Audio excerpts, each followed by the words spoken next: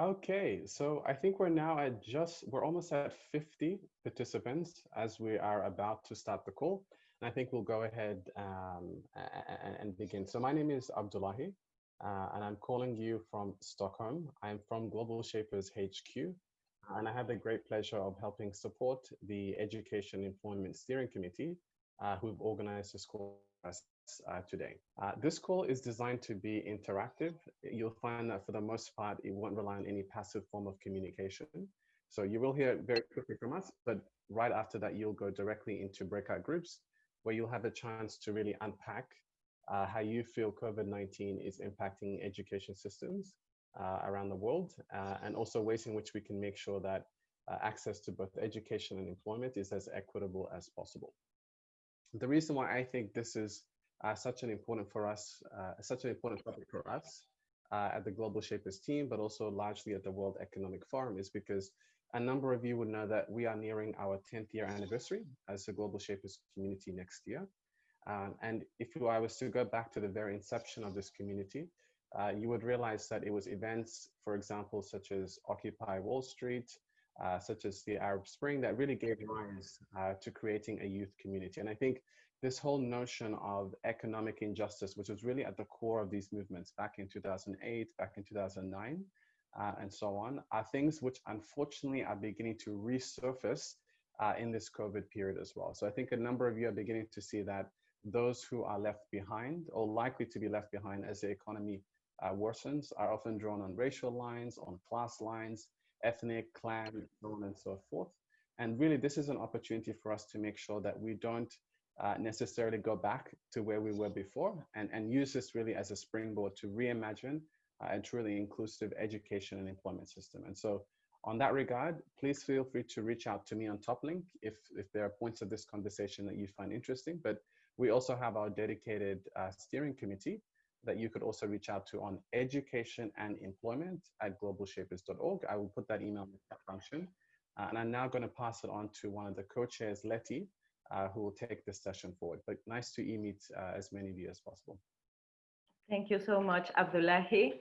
My name is Leticia Gasca. I am co-chair of this steering committee, and I am so excited about this interactive session.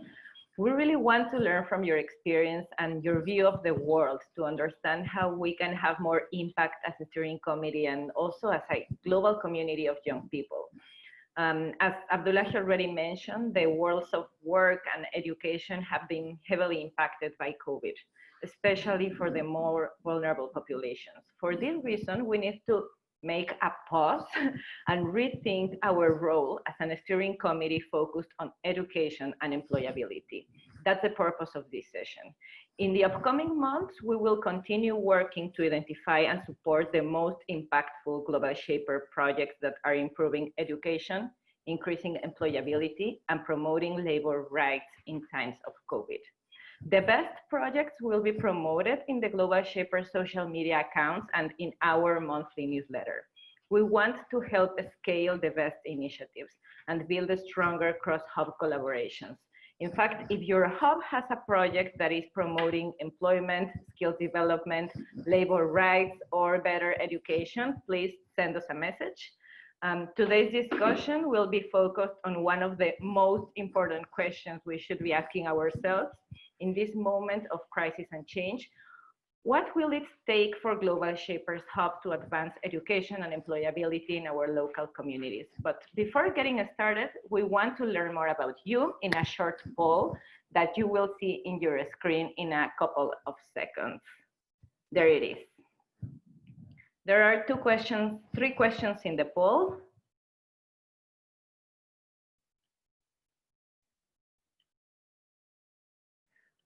And when you submit your answers, you will see the results, I guess. No, I think that we will not see the results now. We will see the results later, and we will be happy to share them with you.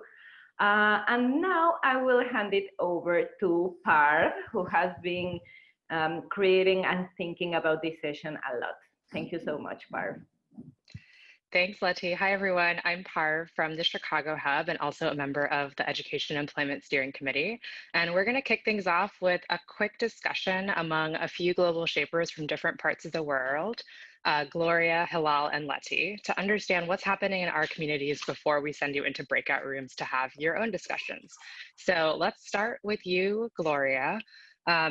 What's been happening in your community in terms of the pandemic and the post-COVID experience we're in right now? What are the equity issues that are really front and center for you? And how is this impacting your work as a hub? What's more possible now that wasn't before? Gloria?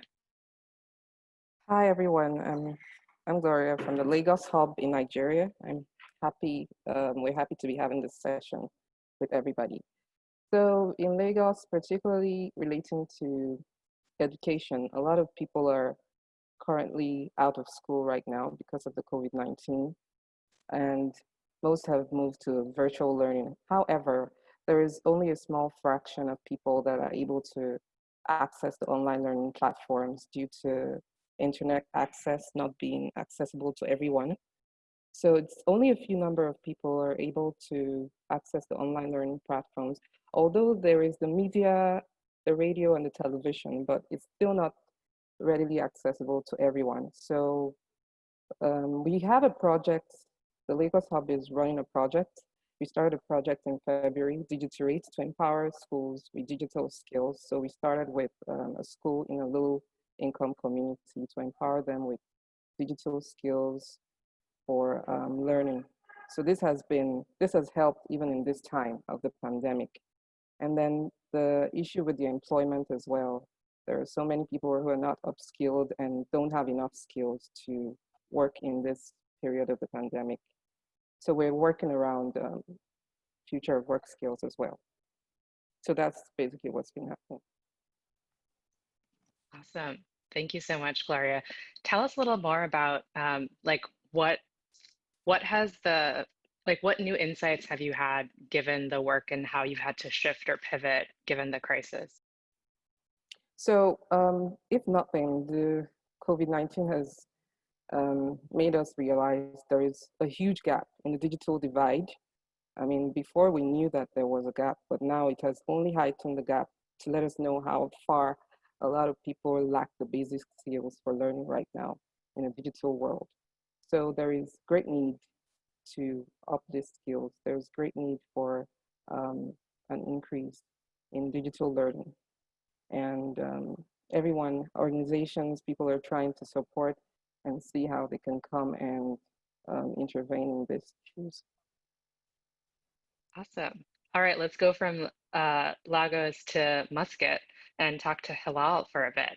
Hilal, tell us what's happening in your community. What are the equity issues that are front and center for you, and how has this impacted your work as a hub? What's more possible now? Thank you, Pav, and really happy to meet everyone today in our amazing session. We have around almost 60 people joining in. That's really great. And I think in this part of the MENA region, where I'm based in Muscat, I think there's a lot of discussion has been going about education and employment for some time so far, for the past 2 or 3 years. But unfortunately, there were no more serious steps have been taken to enable rural areas and people who are disadvantaged to have full access to high quality education comparing to the capital cities or cities where people are mostly centered. So I think since the pandemic started, since March, Feb of this year, I think the government have tried to, I think our government, and especially in the countries around us, try to be more reactive and see how they can, be in a firefighter mode, trying to solve multiple issues at the same time. And I think they realize as well that they should have planned this before. We've been through a couple of things very similar to this previously, maybe on a natural disaster perspective, not mostly on a health sector, but it didn't really help us to learn because we didn't have the drive. We always felt that we are good, we are safe, things will progress and so on. But I think having two crises at the same time, having the pandemic and the oil price crisis, really shook things up and made people see how can we work and rebuild with the minimal effort. That's the first element. I think the other element is we have been having a lot of amazing startups and small and medium enterprises, SMEs, throughout the years. And we've been fighting as an entrepreneur as well. We've been trying to get the attention of the of different entities, whether private and public sector, but we weren't given that priority. But when the pandemic came in and all of the travel restriction came in, they didn't have any option to either to go to the local market, to the SMEs, to the startups that they actually have.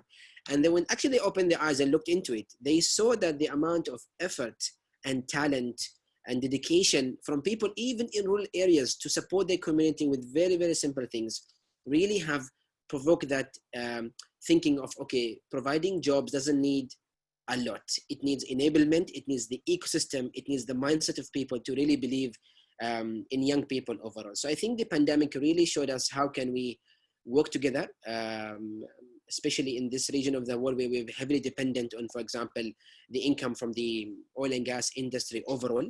I think it really made us think of our resources, the environment more, and it opened our eyes into new sectors to be invested in as well.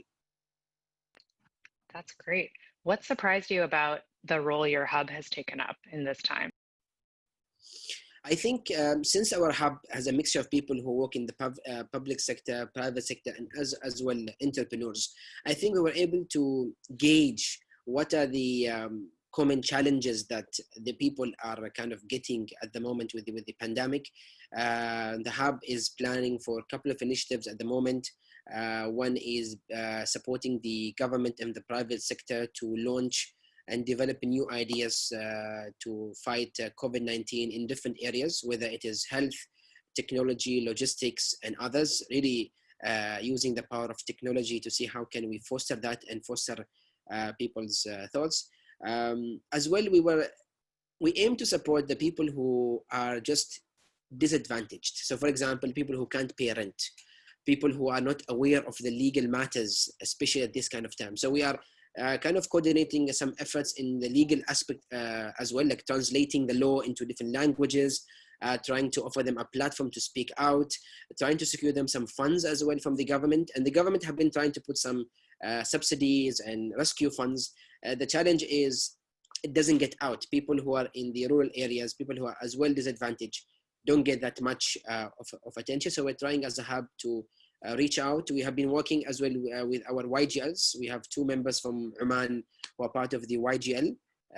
We're really proud to have them there, and we had an engagement with them roughly 2 weeks ago to see how can we as well collaborate on a YGL level and see how can we create that complement roles of both communities. So the hub has been trying to be very active with all of the challenges. Some of our hub members are still stuck in areas that they can't come back to the actual city. So it's quite fascinating to see how people can really work remotely and be as well as effective as possible. So very exciting times, very challenging times. And I think a lot of opportunities are raising up for a lot of us coming in the future. Awesome. To close out our panel, let's hear from Letty. What's happening in your community? What are the equity issues that are front and center for you? Thanks, Barb. Right now, I am joining from New York City, from the epicenter of the pandemic. Here, all public schools will be closed for the rest of the school year. But some areas of the city are slowly opening the economic activity. It's interesting that some days ago, the city released breakdowns of COVID data by race. And in New York, the largest percentage of deaths is among Hispanics with 34%, and African Americans are in second place with 28% of deaths. This clearly shows how this is heavily impacting specific populations. And of course, unemployment is quickly growing in the city. About the second question on how this is impacting our work, as many of you know, over the past year, I worked with some amazing shapers that are actually in this call on a project called Shaping the Future of Work. And part of the project is a conversation guide. Right now, the conversation guide is being updated to reflect the new challenges in the world of work. The project is called Courageous Conversations Around Work. And in fact, Arlene is here. She is the one that is thinking a lot about how this second version of the project should be.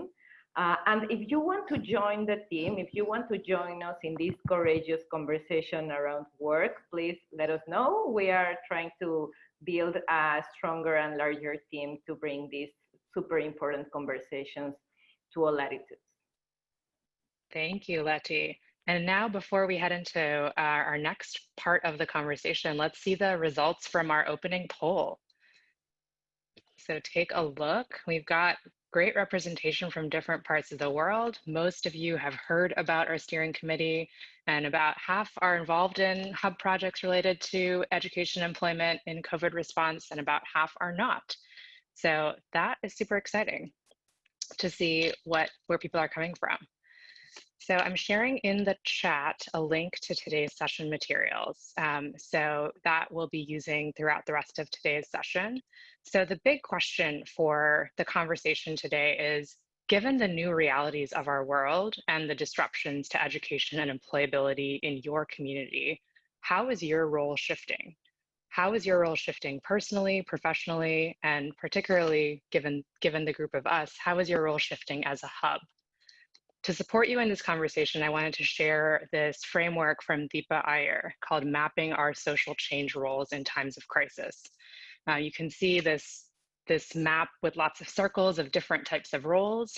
Her idea is that if we really focus on equity, inclusion, justice, liberation, solidarity, resiliency, and interdependency at the center of our work, each of us can be pulled to take on a different role in our systems that we work in.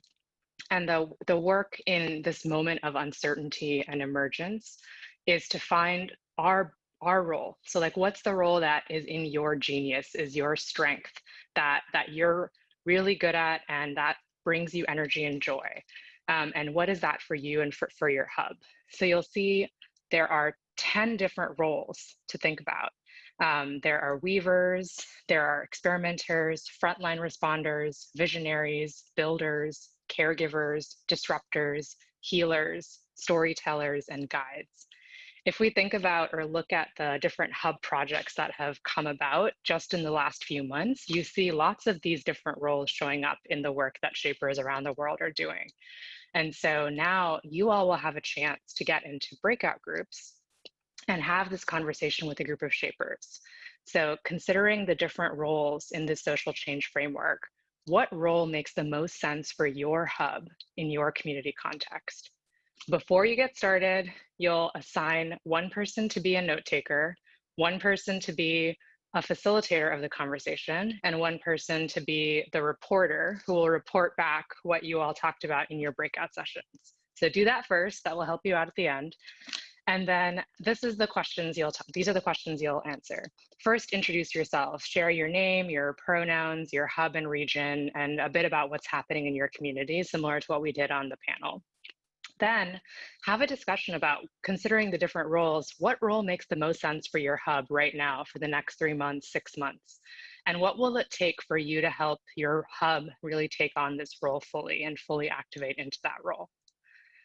So you will be sent out into breakout groups soon, and you'll be there for about 30 minutes. So a good chunk of time to really dig into this conversation. And so when you get into a breakout group, you'll see a breakout group number at the top, and that will be where you'll take your notes. So basically, if you're in breakout group 1, you'll find the slide that says breakout group 1 notes, and then you'll share which hubs are there, introduce yourselves, and that note taker will add notes from your conversation. This will really help us in synthesizing what happened in today's conversation. If you have any questions, feel free to share them in the chat box or take yourself off mute and share any questions now. If not, we will send everyone into breakout groups. Have a great conversation.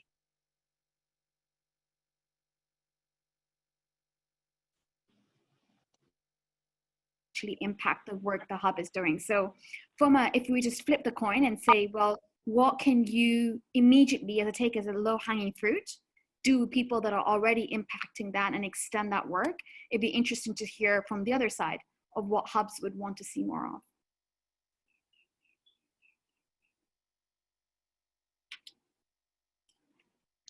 Yeah, as people start to trickle in from breakout sessions, let's hear a little bit about your conversation. So either share your ideas and insights in the chat box, or feel free to take yourself off mute and share a little bit about what you all discussed.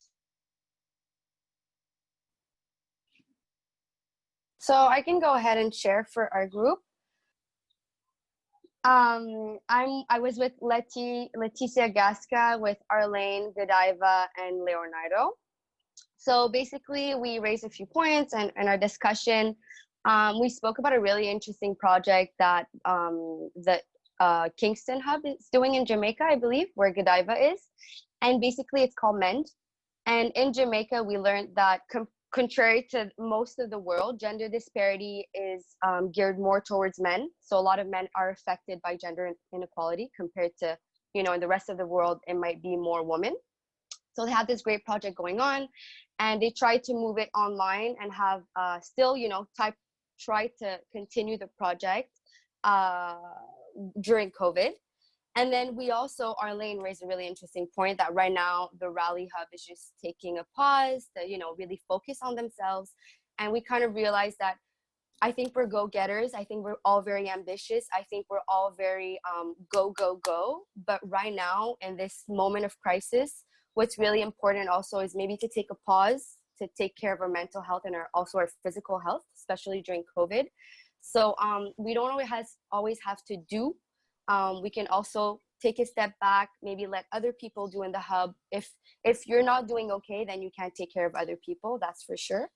And also another thing we're talking about is about separating the different types of roles across the world in order to be able to make sure that all the different profiles are, catered to. So we were thinking of separating the roles according to hub. I think every hub has a different reality. So every hub could take on 2 or 3 different profiles. Let's just say for Montreal, for instance, it would be caregiver and builder. And then in Toronto, it would be storyteller and disruptor. And also you were saying that is a great way and a strategic way of separating the roles, one across the world, but in a country also. Our reality in Montreal, for instance, would not be the same reality as in Toronto, would not be the same reality in Calgary. So it would be a great way of covering different roles across the country and then across the world at the international level. But another really interesting point that Godiva mentioned is that we're ever changing. We're always evolving, right? So maybe in month 1 of a period of time, our roles, the roles that are more associated to our hub would be storyteller and caregiver. But in month number 2, we kind of realize, hey, right now we're builders. So we were thinking of also changing the roles if ever, just regroup and tell ourselves, okay, last month we thought we were caregivers and storytellers. This month, maybe our situation has changed, the climate has changed in our city. What are we now? Do we stick to our initial roles, or do we feel like we need to change and we could start working on another type of role? So yeah, awesome. Thank you so much. It's a beautiful place to close. We've got a few closing poll questions that Katie will pop up on the screen. And so that is your exit ticket. Thank you all so much for engaging in such an interesting conversation. It's great to hear the breakout sessions and really encourage you all to continue to find your role as a hub in this strange, uncertain, and ever-changing time, and continue to evolve and adapt and be as innovative and creative as Shapers always are. So thank you all so much. Thank you, Barb. This was fantastic. And thanks everyone for joining. Thank you. Thank you so much. It was lovely.